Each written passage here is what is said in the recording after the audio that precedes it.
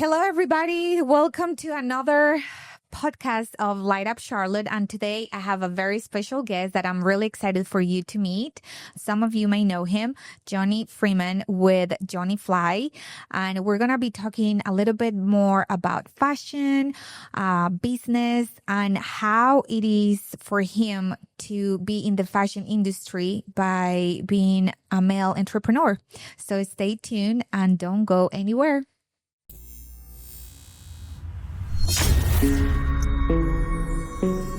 Welcome to Light Up Charlotte, a space for stories that matter, businesses that inspire, and a community that shines together. Okay, we're ready. How are you, Johnny? I'm doing good. How are you? It's been a long time, right? It has. It has been a bit busy kick to the year here. 1 year ago, you were a winner of Light Up Charlotte. Now we're here doing a podcast. How are you feeling after winning that award, and what has happened with Johnny during that year? Yeah, no, I mean that was that was incredible, and I really appreciate everything with that. That was a really cool experience, and appreciate winning that. But it's been a wild year. I mean, it's we're going into year 13 this year since inception, so it's been wow. In some ways new territory, but with a lot of water under the bridge. I love it. Well, I know a lot of people don't really know about you, and I'm doing all of this introduction, Johnny Fly, and people may be confused. So I want you, because it's been a year and a lot of people don't really know about your story and why I chose you to be one of our winners. So if you can just tell people a little bit more about who was Johnny before even starting your own business, and then just summarizing what is Johnny Fly. Yeah, I'm a Charlotte native, so kind of grew up locally. But I growing up, I always had some side hustle, something I was doing or creating. I always appreciated things artistic. I felt like I was dressed a little different or wanted to be a little different from everyone else. Early on or in high school days, I was chasing the dream of becoming a race car driver. So I raced all different types of cars, really all over the world, and got to really come up through the ranks and do that. And so it was a totally different shift from what I do now. But at the same time, in a lot of ways, it was promoting yourself, promoting the brand of yourself, but still going, really fast while doing it. So that was kind of the early days of me, and I lived and breathed that, thought that's all I'd ever do. But due to economy and all types of different factors, never broke that cusp and made it all the way to make that a full-time game, and really had to find something to fill that void in my life that was a passion, and truly finding that passion. And it's hard to I couldn't just do the 9 to 5. I needed to, I guess, have more gamble in my life and more risk. I was like, I always you just want it 24/7 instead of 9 to 5. That's right. I know. You think it's going to be, work for yourself. You're going to do what you want. Yeah. And you know how that is. So it's definitely been fun. I mean, it's the most fulfilling scenario. It's not for the faint of heart by any means, but it is, so fulfilling. There's so many pieces along the way that are just, meant the world, just to see, other people embrace something that's you were putting on a napkin, all this time ago. So. Okay. So now tell people a little bit more about Johnny Fly. Like, what is Johnny Fly? So, Johnny Fly started, on my dining room table 13 years ago. It was just really began as a hobby and an artistic outlet. I named it Johnny Fly really to hide behind the name so people didn't realize that, I was splitting my focus from my other job or whatever was going on. It kind of it was probably about 2 years of just grinding 7 p.m. till 2 a.m., just little side stuff. And it started gaining traction. And we're talking the early days of e-com. So it's a different world back then. And then we grew that over to, I was like, okay, this might be real. This might be something that we could do. So it saved up enough money for about 9 months of giving this a true shot full time. And that's almost 11 years ago now when I said, all right, we're going to do it. We're actually just over 11 years now, but we're going to do it and we're going to see what happens. So, I went to work from home, which wasn't a word back then, which, everyone who loves it or does it now, I never liked it. I was like, I need a reason to put shoes on. I need a reason for actual pants and not just gym shorts all day. So I was not a great work from home person, but it worked. I mean, the home became less of a home and more of a factory at one point. Yes.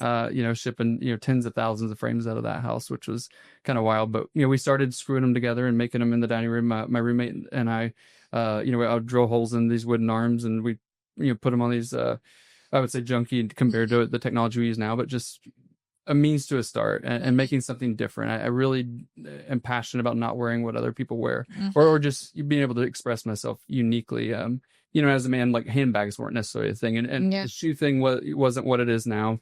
So to express yourself with a piece of fashion, eyewear was always that thing for me. And even before Johnny Fly, I felt like I was that way, but I found myself wanting more that you couldn't really find in the market. I love it. So why sunglasses? It's one of those things I and I think I quoted a lot, but it's to me, it was always, no matter how I felt or what was going on, you put on a cool pair of shades, a super aggressive pair, it changes your whole attitude and what you're trying to put off. I really feel like you can express yourself. And no matter what's going on in your life, like, that there's some added level of confidence in there that a great pair of sunglasses really adds to you. So, I think I was always probably a self-conscious person, all these, I could definitely psychologically dive into what it meant to me, but it was, something that I always appreciated a lot. And, as a kid, it's kind of for everyone. I loved fashion. I mean, I even toyed in designing other things, and I was trying to play with jeans and play with the, shoes and all types of things when I started. But I found myself like I could only really work on something for a niche, or a certain, sect of people. Whereas I want something broad that, that can touch everyone. And sunglasses is one of those things. Like I always say, shopping for sunglasses is like shopping for ice cream. Like, you can't really be unhappy doing that. It's a fun experience. It's something to make you feel good. Let's move on to, you love fashion, and we all know that fashion is led by women, Yep. And how do you feel into coming into a place? Because I feel now fashion for male, it's more open, but back, I will say when you were starting, it was a little bit different, even more than it is now. So how were you able to even open with your family? How was that connection with your family, being a male and saying, I want to go into the fashion industry? And before you were racing cars. So how was the transition in your life? Yeah. And so tell us. Yeah, I think it was family wise, I think they always knew I enjoyed those types of things. I forget the term in that era. I mean, 13 years ago, for males who wanted to dress more fashionable. I think it was Metro or whatever it may have been. I think that was the term back then. Yeah. But I was always chasing the edge of whatever was happening. I always loved clothes and fashion. I mean, to the point where when the skinnier jean thing came along for males, there wasn't really options, and you would buy. There's certain girls' jeans that were great, and I remember that in high school. Like and maybe we were all emo, and that was the other thing too. But but definitely played through all that that era of time. So your parents let you, but your parents let you be free with how you wanted to dress. It was nothing like that's for men and that's for women. It was like you had a freedom on how you really wanted to express yourself through the way you wanted to dress. Yeah, and I was always very fortunate for that. They're very very open people, and my mom's side of the family all comes from very artistic folks, and my dad's side is very business minded in a great way, and brilliant people in both regards. So it was it was always well accepted. I think the only battles I ever had was my hair. I always wanted some, my long hair, crazy hair, whatever it might have been. When the schools wouldn't let me, it wasn't really that they cared, but the school, I had to have it, wherever it had to fall. All the shaggy and whatever trends I was chasing. I think I wanted to be a Backstreet Boy probably, but I think that was the look at the time. I think a lot of people wanted to the be long, that. messy, like late '90s look. So that was always the kind of battle. So they knew they were always very supportive of what I was, into. And I was always very picky about what I wore and how I wore it. So, it was a kind of a natural transition into it. And when it came to eyewear, eyewear is a very different place as far as how to enter the market, because especially when we did it, there was not really many independents, or very few independent brands, because majority of our industry is dominated by one or two giants that own all the brands. Most people don't realize that, and they don't know that all the brands are under one umbrella, and they just stamp whichever name makes the most sense for whichever market they're selling them in. So because of that, it was trying to find our way into the most independent brands came through the optical realm, through the prescription realm, and became fashion, over on the other side, where I approached it from purely a fashion perspective and came at my industry from a different route, I feel like, at least, and it was, it was definitely an interesting time. I mean, it's, emerging technologies and social medias and things that didn't exist. We were able to be on the kind of cutting edge of that, and images mattered. No one was shooting flat lays and cool picture. They would sell, like, literally it was every photo was about what it was gonna bring out. Yes. I mean, I think photography, especially for the type of business that you are, it's extremely important. But I want you to answer about the woman's part of how you felt about being a male entrepreneur coming into this fashion world led by women. Yeah, I never, I guess I'm a head down kind of bulldozer when it comes to getting through to get where I want to get. I never really felt much opposition or uncomfortable. I think I've always I don't want to say I don't see gender, but I never really kind of embraced that. I do feel like in the artist community and people who are truly doing art, that those things kind of fade away, and it's just if someone's doing something unique, you're doing it unique. I think early on probably struggle with wanting to direct or tell people what to, how to manage or doing like getting models to come in or do that, and that was always an interesting time for me. But luckily I just had a lot of great friends that would come shoot pictures and with me all the time, and learning photography. But like I never really felt much of a opposition in that. It definitely is a different world when it comes to the business side of the world too. I mean, behind doors there's a lot of I hate the boys clubs or things that exist too, in the way that it all kind of goes. So but being that I was in Charlotte, I wasn't really like in the New York scene. I wasn't in the LA scene. We were just kind of out here doing our thing and getting attention the way we got it. So it hasn't really been feeling like a lonely journey for you in that aspect of being a male entrepreneur, because you felt the connection with other type of businesses around you.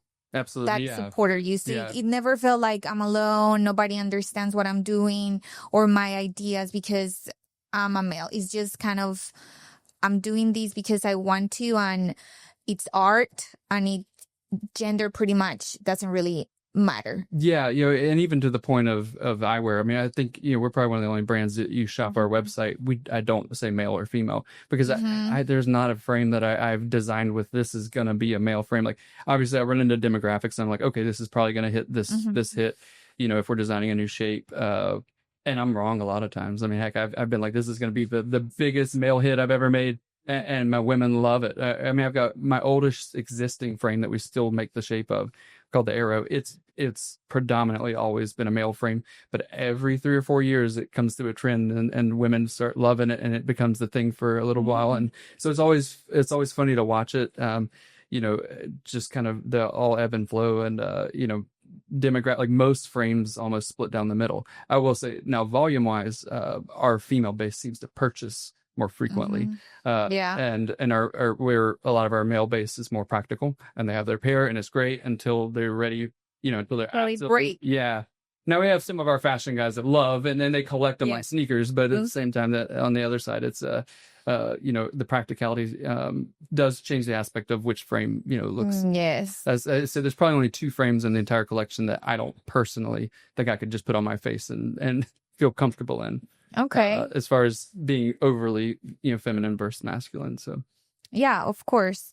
And I feel like you were saying I went to the store and I just didn't see a space. This is just for male. This is just for female. I was just trying yeah, everything that I just wanted, and the things that I like, I will just take. So I think I like that about your store. And I also love that there are not many places that really connect with you in the level of, I really want you to feel good what you are buying. It's just like, oh, you like it? Okay.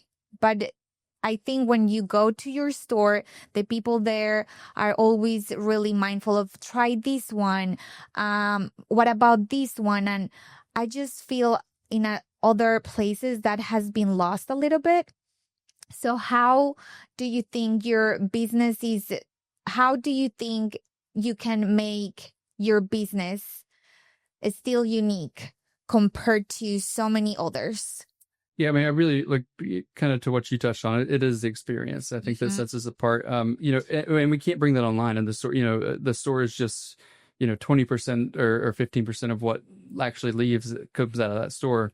But we've worked really hard over the past few years. I think 2019, that was my initiative, and my entire basis was, how do we bring this store experience online? And I think we all do work so closely together. Most everyone on my team knows the story behind each frame, knows the face shape I'm working for. And once you see enough faces and kind of see what interacts with people, that's where, it's easy to throw things on people. And I think a lot of people don't realize this would look great on my face. There's a lot of, when it comes to like face geometry and some of that, so it's a wild journey to design a frame. It's so fun to see when things actually work. But yeah, I think the experience is such a big piece. Customer service, obviously, that's our major thing too. And the warranties, like, it's all about keeping them on the customer's face, because that's worth way more than any Instagram ad or anything else we're ever going to do, is keeping them on someone's face, because then someone else can see them and get excited about them. But yeah, that has been the entire brand. It is way more than a product. It's a part of a family. Like, we say to people when they purchase their first pair, welcome to the Fly family, because you literally are family at that point, and we take care of everybody, kind of the same way. Well, I can agree with that, because I have like 5 pairs. Then every single person of my family owns a pair, if not 2. So we love it, and we love supporting small businesses, as you know. But you touch a really good part about the experience, because I think that's extremely important for small business owners in particular. I feel right now when people are buying from you, they're not buying, well, of course they're buying because they like the product, but they're buying a lot because of what you're offering in the value aspect of the person that you are as the owner. So how do you think that can impact your business, and how can you keep integrating that into Johnny Fly and don't lose it as you keep as the years? Absolutely. It's definitely been, that's always a top of mind, and that's all about finding great people, and the team is so important. I mean, I've seen it over the years. The ones that can take ownership and understand the story. Like, I always tell people, like, I wouldn't care if anyone knew who I was in the process, but I do understand that there is a value to a face and a piece to all of that. So it's really important that the story, yeah, and that's like our road team. Like, Ben heads up our mobile store, and it's 30 cities a year, somewhere every weekend. He's heading to California in the morning, so but he has to be able to tell that story with the passion that I always did. It was a lot easier when it was 2 of us and I could just get on the floor and sell, and then open my laptop back up, but it's not that day anymore.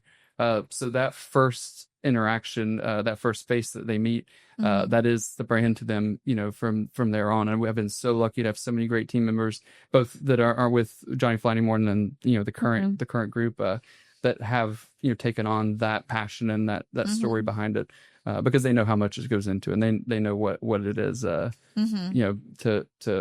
be part of the Fly family.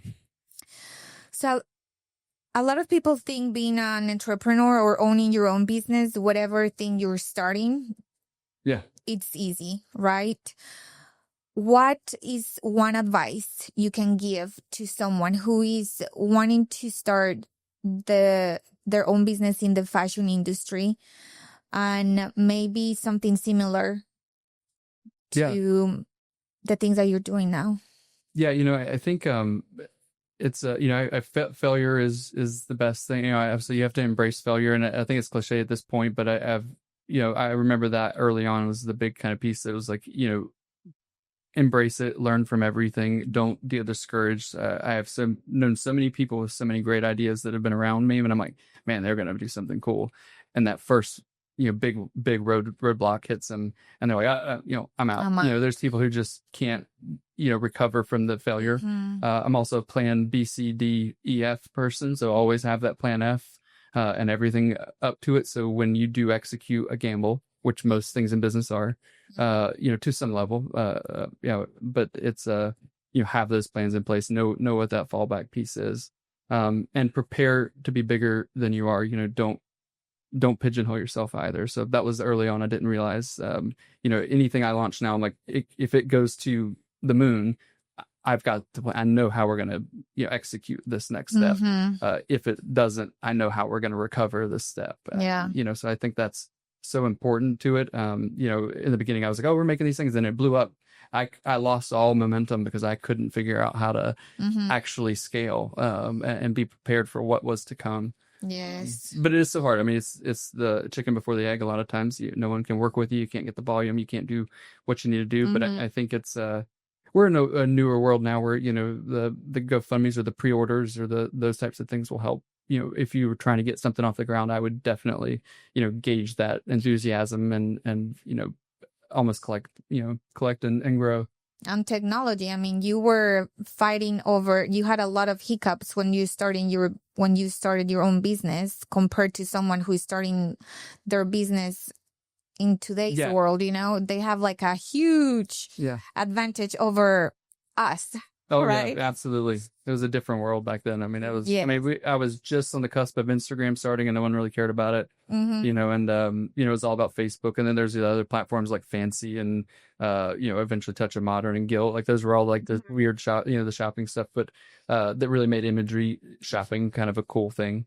And so we were able to do a lot more before paid and business ads, and you got to, all the new way that Meta and all those things work. It's not what it once was. But it's, now, but on the e-com side, it was so much harder. I would say social media was so much easier. Building an actual store and executing was so much harder, and creating brand or, like brand trust, because people didn't trust the internet yet. Like they weren't wanting to, if you think back 13 years, like it was like, is this site real, or are they going to steal my credit card? Like people were afraid of the internet, still. And when it came to shopping for major things. And talking about trends and all of these that we didn't have before with the social media, I see, for example, a lot of people that are wanting to promote their business. They feel they have to make these crazy reels.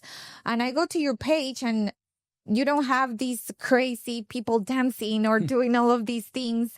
And your business is great. So is that something that you decided to do, or is that something that it's better for your industry, or how do you feel about, I mean, in that situation? I think it's a little bit of both. It's a little bit of everything. I think some piece of it, is bandwidth and being able to create. I mean, we're always starved for great content. I feel like we're always starved to get out what we need to get out. But on the other side, I've been very meticulous on our brand voice and what we put out. And you could probably go back, to 10 years in our feed, and the consistency is still there. The styling is still there. Like, we never really get corny or trend, chase trends. I mean, even to the design side, everyone's like, are you not going to make the wraparound crazy, colorful frame? I'm like, no, because that's going to be gone in 2 years. Like, I want to make something timeless that you can have forever. And I kind of feel the same way. I never want to look back and be like, oh, look at, oh gosh, like we all do at our pictures in high school. Like, oh gosh, what was I wearing? I don't ever want to feel that way about the brand. I feel like if I can keep that consistency, it is that comfortable home, and you know where we're going. Maybe if the quality of the imagery or content gets a little better, but yeah, the dancing and all the thing, you know, I struggle with it. I think unless it's truly bringing, you know, meaning versus just, you know, doom scroll filler, you know, that's always my feeling about it. Yeah, so you never thought about being something that it will really affect your business because everybody's doing it and that's what's working for people to sell on TikTok mostly, because I know TikTok is crazy on sales, especially just by people dancing and doing anything, and then all of a sudden you have a million of sales because of that dance. So do you think you may have pushed kind of a way of making your business grow a little more because of that reason, because of staying that consistent and don't seeing a bigger picture? Or how do you feel about that? Yeah, I feel it's one of those. I've always said it would be nice to test. I'd love to know, you know, that I'm such a data person. Some of it is my age. Like maybe I just don't get it, and I've been on the pulse of all the marketing things. You know, and then just kind of creating it, like, how do we make it relevant to our customer? And I do feel like for our, you know, we're inexpensive for the technology we have, but we're not a fast fashion piece either. And I do feel like those types of TikToks and those things do better in that fast fashion, you know, sub $40 price point products, where if you're going to invest in $150 product, you know, dancing around doesn't really tell what it may be. And you know, I could totally be wrong as something that, you know, we haven't really played into too hard. I mean, what we do put out, and when we do put it out, people really get around it. But I think you know, creating that anticipation or scarcity too is always good. But I like that because what I can hear from you, since even when you started as a kid and being against what everybody was doing, you can still keep that consistency with your own brand.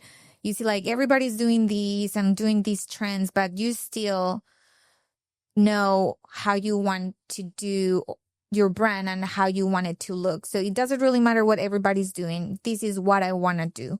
And to me, that's important, especially when you're creating a business, because there is a lot of noise around you when you are doing something new, and this person tells you you need to do this dance, and this other person tells you no, you need to create this other thing and put, I don't know, buy this platform. And you don't really know exactly what works or not. Sometimes you're kind of lost into I don't even know what to do. Do I do these? Do I do that? Do I do all of them? Like, I don't even know what to do anymore. And then I think I used to be that do everything shotgun approach. Like when I had time, you know, when there was time and there was things, you know, and we're so lucky that we're at a place where we have the volume coming in and from so many different channels and avenues and different ways of making it work. And people are discovering the brand, you know, organically a lot of times, which is fantastic. It is hard to say, okay, do we focus or put any, you know, eggs in that basket, and, you know, where it's still kind of a gamble, because I did stretch too thin. Early days I would do I mean, I was like, if there was a platform, I was on it. I mean, there's like Casbahs and these Australian things I was doing. I mean, I was on everything trying to try, you know, but I remember the first one that I was like, I'm not going to jump this right away, was when Vine was coming along and everyone wanted to Vine and do all this. I'm like, okay, I see this being something else, and it ultimately did, but you know, I don't think TikTok's going anywhere. But, you know, and I think there is room for us to do, you know, something or more there, but it's finding how do we be consistent. And I also have a crippling issue where I want things, if I'm going to put it out, it needs to be perfect. And, you know, and TikTok world, that can't happen because the trend is done. By the time that I think that video of that dance is ready, that dance is old news, and we look like the old man that I am already. So that is so funny. You remind me a lot about me in other things, because I can be really strict on the things that I want to do for my business, and then on other things I just don't even think about it, and then I'm like, oh my gosh, why did I do that? But so based on what we're talking, I think we can agree on something, that for someone who is gonna start a business into the fashion or industry, let's say, is all about trying and do what works best for you, right? Absolutely. And don't be afraid to, you may think this is the path. Mm-hmm. It's not, you're going to get these other sideways things. And you may do some things that you don't want to do that might not be for the brand. Like I know the early days, I was all the different side work I would do with the brand or things I would do to keep the brand alive until it found its footing. I always knew we'd be an eyewear, but not exactly the way that we are and the way we became. It definitely evolved quite a bit. So and not afraid to change. I was like, hey, if that's not going to work, kill it. Let's keep moving on. So, based on you mentioned like failure, it's okay, and you have to keep on going after that happens, and I agree on that. I feel when I've been on my really hard moments, a lot of better things has happened. Is that how you say it? After that. So what can you tell people about your biggest failure? How did you push through that? What was it, and how you were able to move forward? Yeah, I think some of it is, I guess if you set forward, I wouldn't say, I don't have like a great, like, hey, this was definitely the failure. I mean, I would say early on, like I want to be in apparel and I want to do all these other things, and ultimately I looked at those, and even though they were kind of emerging, it was like, this isn't gonna move the needle. This isn't gonna let me work full time in my gym shorts. This wasn't gonna get there. And had to let go of things that I may have cared about or to ultimately chase what I knew of the passion was. And other pieces, I always say, as growth is the most painful and most it's good and bad all at the same time, because you've never got enough growth overnight to just instantly get to what you need to get. So there's a lot of steps that, I always say it's a staircase. You're climbing, and then you flatten out and plateau. That plateau is the smoothest, and you're just loving life. And you got to make the plan for that next, climb. And I've definitely planned a climb that didn't work, and said, this is how we're going to climb this next one. And it ultimately fall back down and start, back at your plateau and continue the climb a different direction. I know that's vague, but it's kind of the easiest way to put it. There's definitely things where I put, different initiatives in place, or the way I'm going to, bring on all these employees or this type of situation. Those have been the ones that I'm like, okay, that wasn't the path to get to, to the next step. But I always say those growth moments are tough, and you gotta be ready for them and be vigilant, stay in your numbers, watch everything, because you can get lost in growth and quickly turn around and realize, hey, I'm upside down, and that's something, I'm lucky that I learned that one in one of the earlier growth spurts, because it, as the numbers get bigger, that's a lot riskier. Yes. I mean, and you can lose yourself a little bit. Oh, absolutely. Yeah. When things are going just normal, and then all of a sudden your business is growing so fast, you can feel a little bit lost in there. So, yes. And I struggle to say no, and that's one of my other, and it's about getting the right people around you that can help you and do that. And mentors are fantastic too, and the right person who fits your mold and has been through it. But yeah, learning to say no sometimes, and that's really hard, because I came from the time where I'm just trying to get this off the ground. I gotta say yes to everything, whatever's going to bring it in, I'm going to do it. But to shake that is very hard. Because you get to a certain point and it's like, yeah, I still want to do that. It doesn't make sense at some point. And you need to, I guess, have someone keep you honest in that, because I don't think the entrepreneur with the passion and the, what they've been through can always see that. And I've definitely looked to find those right people to surround myself with that can tell you the hard truth. Like, yeah, you don't need to do that. You're fighting a little too hard for just because. So. Yes. So going into that, how do you think you're not losing your authenticity, or you're not losing how can I say this? You're not losing how do you want to really be doing next? creativity. Yeah. No, I think yeah, that's definitely been the past few years. It's, once it grew to that level, it's like, okay, well, now I've got to be a, I don't want to say CEO, but you got to be a, you got to go to an executive level of certain things. And then but how do you still turn that off to be creative? And I found it is a switch. I have to choose what person I need to be that day. And if I'm going into that mode to be creative, I'm going into that mode. And sometimes it's just not there. In the mix of where we are in today's, with where the business is at right now. So, and it's something I'm working really hard on. That's a work in progress in this current growth phase is, getting the right people to be able to shut down and shut the door and become, the Johnny Fly instead of the John Freeman side of it. Yeah. And actually go back and do the creative things. And that's what I love and enjoy, and I will say, a learning point was, find people who are greater than you at what you do. Eventually value yourself, value your time, put a dollar figure, even if you're not paying yourself that. Say my on time is worth X, my off time is worth twice that. And you have to remember that. So those are valuable moments because, you take, I was always terrible about just spending my time on things that I truly should have just outsourced. Just because I can do it doesn't mean I should do it. Exactly. Find someone much better. Yes. And that goes together with when your business is growing and getting bigger.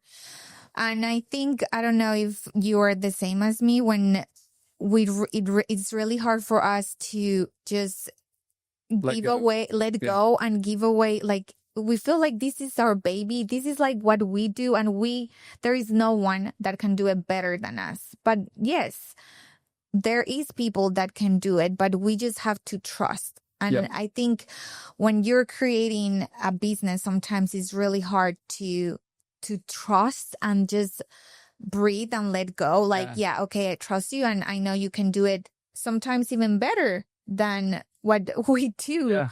And it's all about training that group of people that really love your business as much as you love it too. And I can assure you that the people I've had with my business, they tell me, I now think that like you're thinking, just because I know what you really want your business to be. And that's exactly what we want for absolutely when we're growing and when we're finding that right people. But to me, like, let's say for you that you're such a creative person, then I like what you said about I have to shut down the Johnny Freeman and then be the Johnny Fly. And I love that.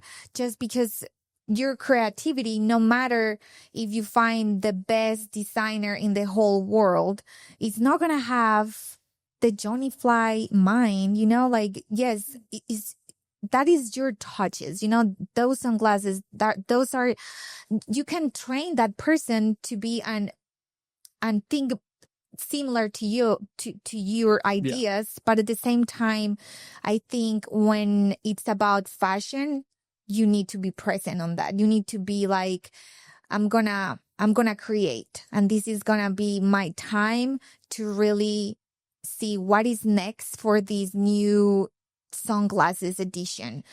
But it has to be you. Oh, yeah. No, right?